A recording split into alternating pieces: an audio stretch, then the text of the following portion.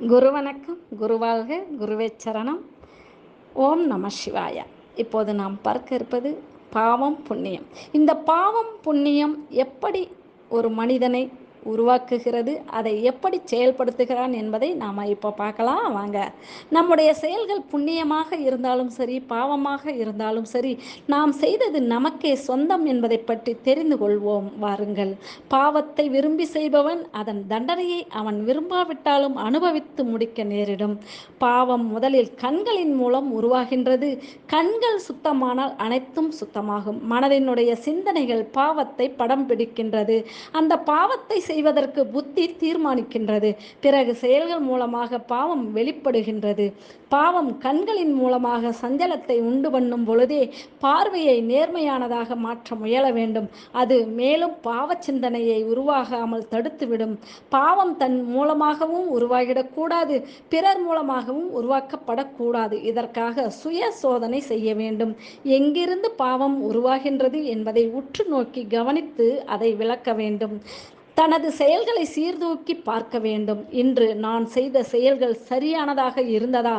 எவ்விதத்திலும் தவறு ஏற்படவில்லையே? பிறருக்கு துக்கத்தை கொடுத்ததா?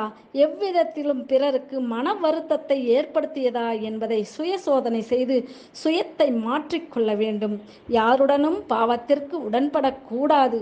யாரையும் பாவம் செய்வதற்கு உடன்படுத்தக்கூடாது. ஏனென்றால் பாவம் என்பது உயிருடன் எரியும் பிணக்கிடங்கில் தள்ளுவதைப் போல ஆகும். அந்த வேதனையின் குரல் யாருக்குமே கேட்காது. எனவே பாவம் செய்வதற்கு ஒருவர் பயந்து நடக்க வேண்டும். ஒரு பக்கம் பாவம் செய்து கொண்டே இன்னொரு பக்கம் புண்ணியமும் செய்தால் ஒரு நாள் சேர்த்து வைத்த பாவம் அனைத்தும் செய்த புண்ணியத்தையும் சேர்த்து அழித்துவிடும். எனவே பாவ புண்ணிய கணக்கை இரவில் பரிசோதித்துவிட்டு உறங்கச் செல்ல வேண்டும். ஒருவர் புண்ணியம் செய்யும் பொழுது அவர் மனதின் நிலை கவனிக்கப்படுகின்றது.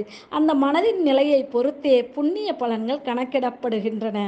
நீ எந்த அளவு பிறர் உனக்கு செய்த துரோகத்தையும் பாவத்தையும் மன்னித்து விடுகின்றாயோ அந்த அளவு உனது பாவங்களும் துரோகங்களும் தந்தை ஈசனிடத்தில் மன்னிக்கப்படுகின்றன.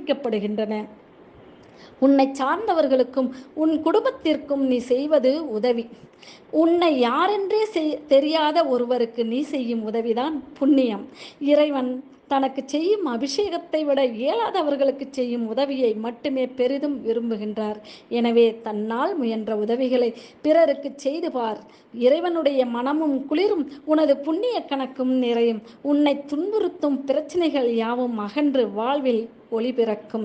எனவே நாம் செய்வது நமக்கே என்றுணர்ந்து வாழும் வரை வாழ்வில் ஒருவர் சத்தியத்தை கடைபிடித்து இவ்வுலகிலிருந்து இறைவனை நோக்கி முக்தியை அடைய வேண்டும். நன்றி. மீண்டும் அடுத்த பதிவில் சந்திப்போம். வாழ்க வளத்துடன். அனைவருக்கும் வளங்கள் யாவும் பெருகட்டும். நன்றி.